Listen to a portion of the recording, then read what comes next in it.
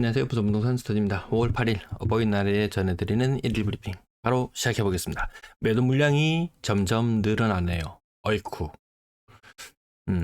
고금리, 고물가, 고환율. 물가 안정화 될 것이다. 우리 환율 말간이 가지고 있다 문제 없을 것이다. 금리 곧 떨어질 것이다. 이런 이야기를 했지만 이복현 금감원장님이 실토했습니다. 이 장기화 조짐이 있다. 장기화 조짐이 있다.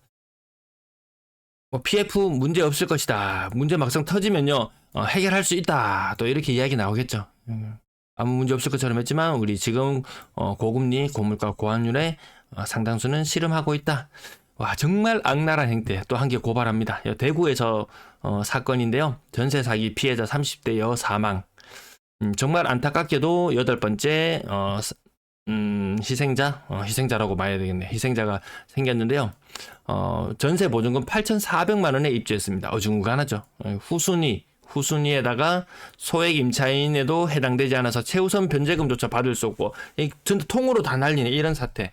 근데 정말 악마입니다. 이 임대인이 어떤 사람이냐면요.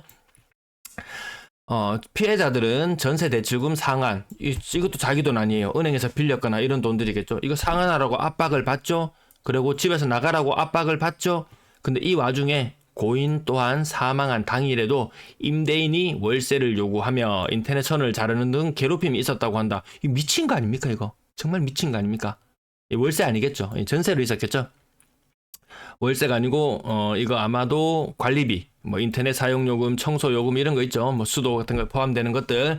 이거 하면서 와, 보증금도 안 돌려주면서 월세 내라고 막 땡깡 부리고 인터넷 선까지 잘라버리고, 와, 진짜 환장합니다. 진짜 막 피가 거꾸로, 이 뉴스를 접하는 순간 피가 거꾸로 쏟았습니다. 부디 이런 피해가 없게, 뭔가 정치권에서 빨리 뭐 좀 내놔야 됩니다. 언론에서는 신혼부부 신생아 대출을 받아가지고 집을 많이 사니 많이 떠들어 제끼지만 우리는 그 실체를 다 까발려 봤죠. 부산에는 월 평균 영향력이 1000건밖에 미치지 못한다. 네.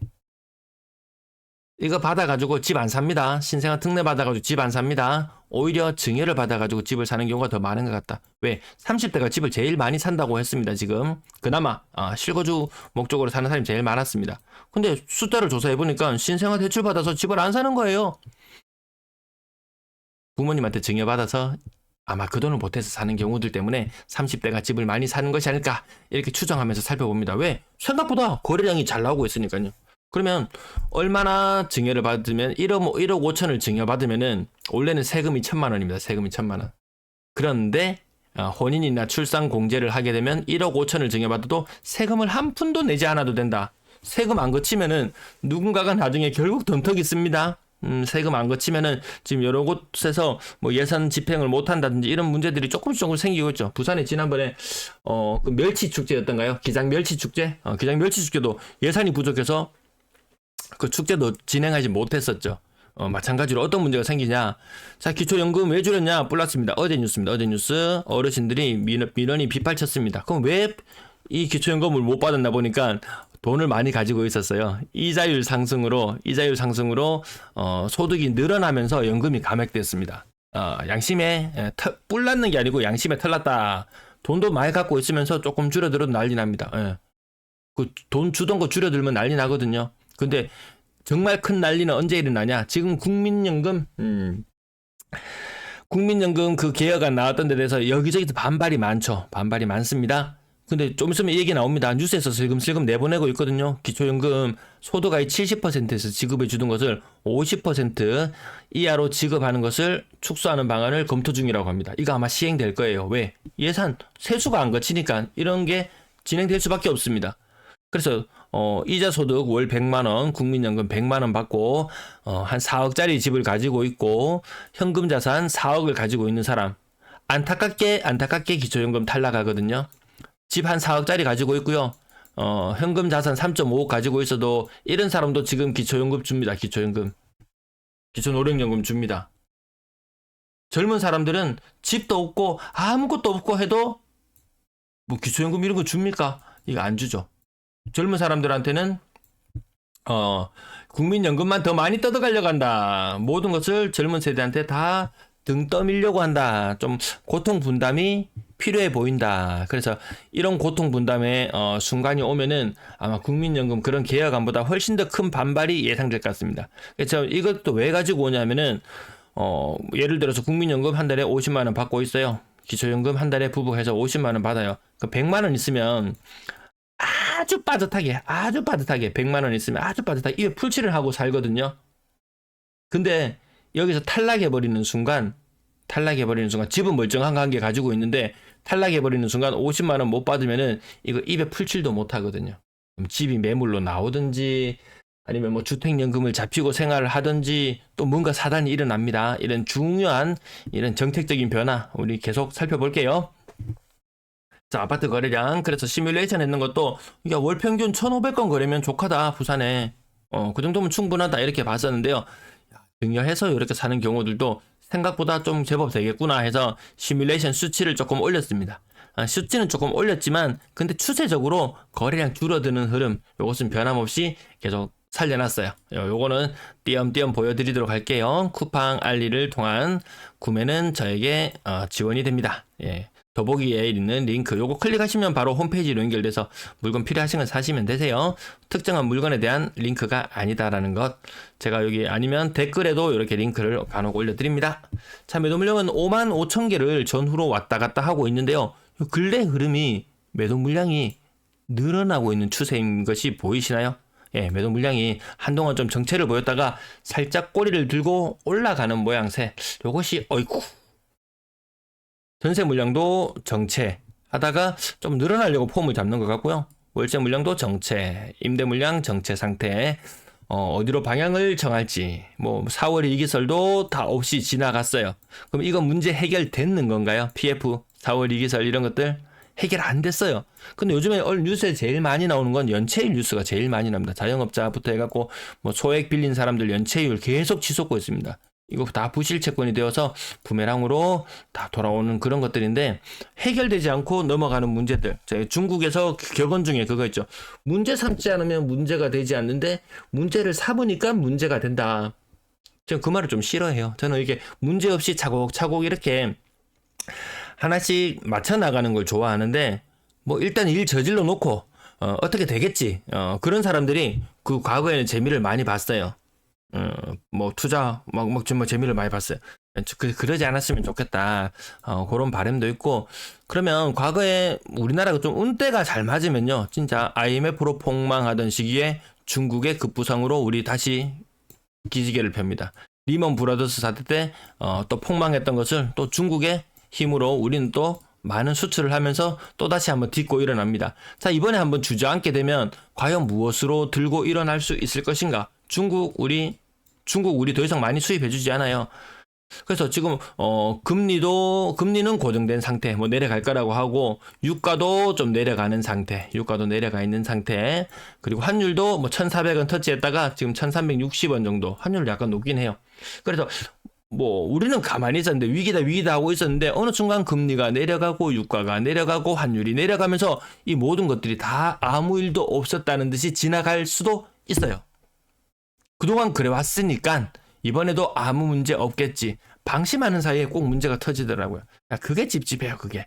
그래서 유비무환이다. 혹시 모를 어떠한 사태에 대해서 대비나 해놓자 이런 의미에서 제가 방송에서 각종 위험들을 고지해드리고 있죠. 자, 거래량 오늘 223건. 아이고, 나중에 거래가 조금 더 추가로 신고된 건수들이 올라왔네요. 제가 오전에 체크했을 때는 184건이었는데 다시 한번 실거래 자료 한번 보면은 그럼 조금 달라질 수 있습니다. 223건 실거래 자료는 아파트 투미에서 확인하시면 됩니다. 223건 어디에서 갑자기 거래가 많이 늘어났는지 지금 빨리 체크가 안 되는데 부산 진구 특정 아파트 동네를 또 하다가 보면은 LH가 샀는 물량들이 갑자기 여기 범인이 나왔네요. 범인이 나왔어요. 포세이돈비 11년 차면 LH에서 사주지도 않을 텐데요. 보통 10년 차까지 사주는데 14년 차 10년 차에 거래가 됐나? 11년 차인데 11년 차를 가닥 안 채우고 거래가 된다. 포세이돈 B 요게 갑자기 맞죠. 거래가 굉장히 많이 끼어 들어와 있습니다. 네, 오전 대비 한 40여 건 거래가 추가되는 것은 요거는 뭐 법인 대 법인 거래가 되었고 무엇이 되었건 간에 어쨌든 LH 물량으로 제가 숫자를 그 더해서 계산을 할 겁니다. LH 물량으로 더해서 계산할 거예요. 여기 한 40건 대비해서 거래가 굉장히 많아 보였죠. 아니면 184건이면은 제가 주간 기준으로 이렇게 시뮬레이션 할 때 보여드렸던 예측치하고 거의 비슷해요. 지금 1783이라는 거래는 아마 지난달 요 날짜 기준으로는 한 1800건대 거래량이 나왔거든요. 지난달 거래량보다 하고 유사한 정도 수준이다 이렇게 보면 됩니다. 거래량이 점점 늘어나기에는 힘든 구조다. 정책자금 60조 대 20조. 신생아 특례 안 써. 부모님 돈 땡겼어. 부모님 돈 증여받아서 땡겼어. 그럼 부모님은 뭐 가지고 투자하나요? 투자가 이제 부모님 세대는 이제 투자가 끝난 세대가 되는 거고, 자녀 세대가 투자? 투자라고 말하기도 애매하고 그냥 실거주 목적의 한 채를 가지는 정도. 정말 안타까운 것은 이 가진 사람들은 그나마 좀 더 살만하고 얼마나 좋습니까? 부모님한테 양가에서 3억을 당겨요. 3억을 땡겨요. 내가 한 3억 가지고 있어요. 한 3억 대출 받아요. 이것만 해도요. 9억짜리 집을 살 수 있습니다. 9억짜리 집을. 그 있는 사람들 이야기. 없는 사람들은 정말 부모님한테 한 푼도 못 받고 죽을 땅 살똥 젊은 시절 모아서 한 1억 모아놨는 거 가지고 한 3억 대출 받아가지고 4억짜리 집 사면 이거 정말 평생 이 주택 대출 주택담보대출 빵이 되는 순간이 아마 자기 퇴직하는 순간이 거의 그렇게 맞춰지거든요. 그냥 죽자 살자 하고 나면 정말 집 한 채 딸랑 남고 그냥 그렇게 되고 여유 있는 사람들은 또 이게 또 괜찮아지고 양극화의 부분이니까 어쩔 수 없는 부분이고 뭐 더 노력해서 뭐 더 올라서는 수밖에 없죠. 뭐 남들 뭐 죽으라고 1억 모을 때 난 3억 모으면 되는 거고 그렇게 노력으로 극복해 나갈 수 있는 것도 좀 힘든 세대가 되었죠. 그게 뭐 비단 우리나라의 문제뿐만이 아니고 다른 여타의 선진국들도 다 그런 길을 걸어가고 있더라고요. 실거래 가격 한번 짚어볼게요. 자, 19억, 15억, 13억 이런 것들로 빠르게 지나갑니다. 많이 떨어진 것만 부각시킵니다. 좀 더 떨어졌으면 좋겠다. 그런 마음은 아마 실제로 이런 물건에 투자하는 사람은 더 떨어졌으면 좋겠다. 투자해서 물린 사람은 떨어지면 안 되는데 그냥 이런 마음으로 있겠죠. 때보다 뭐 기도하는 심정으로 있는 거지 지금 딱히 부동산에서 방향성이 없어요. 제가 보는 것은 방향성이 없다. 그냥 점진적인 우하향의 추세로 그냥 가고 있다 뿐이지 크게 방향성이 돋보이지 않는다. 뭐 호재가 있다고 해서 가격이 급등한다든지 뭐 수도권에서는 그런 현상들이 뭐 조금씩 일어날 수는 있겠지만 지방에서는 호재라고 해봐야 뭐 딱히 뭐가 있나요? 뭐 딱히 호재라고 할 만한 것도 보이지 않는다. 6억 이상 거래가 굉장히 위축되었다가 아까 보셨다시피 뭐 양가로부터 3억을 세금 한 푼 없이 받고 또 대출을 3억 받으면 6억짜리 살 수 있어요. 정말 내 돈 한 푼 없어도 3억 대출 받고 이런 것들이 가능하더라. 저 영상 댓글에서 증여 뭐 관련된 이야기 있었는데 야 젊은 사람이 5억을 대출 받아서 집을 사더라. 그리고 삼익빛이 이런 것도 뭐 15억인가 주고 샀는데 지도는 한 5억, 14억인가 주고 샀는데 지도는 5억 가지고 사고 뭐 9억을 대출 받아가지고 집을 사더라. 그런 거요. 진짜 아파트 세대수 좀에 작은 거 만만한 거 잡아가지고 등기부등본 다 떼가지고 정말 얼마나 많은 부채를 가지고 사람들이 집을 사고 있는지 알면은 정말 기함합니다. 기함해요. 자, 5억짜리 아파트들은 6억으로 넘어서기는 그래도 힘들다라는 말씀 연이어 계속 드립니다. 30% 이상 중간중간에 계속 엄청 실이 하락하는 것들 많이 목격되시죠? 네, 이렇게 그전보다 빈도수가 더 높아지고 있다. 평균적인 하락률 이제 한 29%로 아래로 될까요? 말해도 될까요? 그거보다는 아직 아닌 것 같고 그래도 28.5% 정도 평균적인 하락하고 있다. 요거 29.5 말고 또 28.5% 정도 하락하는 앞에 6자 고점 대비 30% 이상 많잖아요. 이게 뭐 하나 건너 하나가 뭐 30% 이상 하락인데 누가 뭐 투자를 하니 뭐니 아닙니다. 실거주도 제 방송을 시청하시는 분이라면 실거주는 무조건 한 채 사야지. 과거에 그런 바람잡이들의 말에 넘어가지 마시고 실거주라면 더 꼼꼼히 따져서 더 괜찮은 가격에 나오는 물건들 뭐 연체로 인해서 자영업 위기로 인해서 뭐 어떤 위기로 인해서든지 물건을 싸게 내놓는 사람들이 있어요. 그 사람들 뭐 고점 대비로는 손해겠지만 아마 매수했는 가격에서는 그래도 이문을 남기고 팔지 않겠습니까?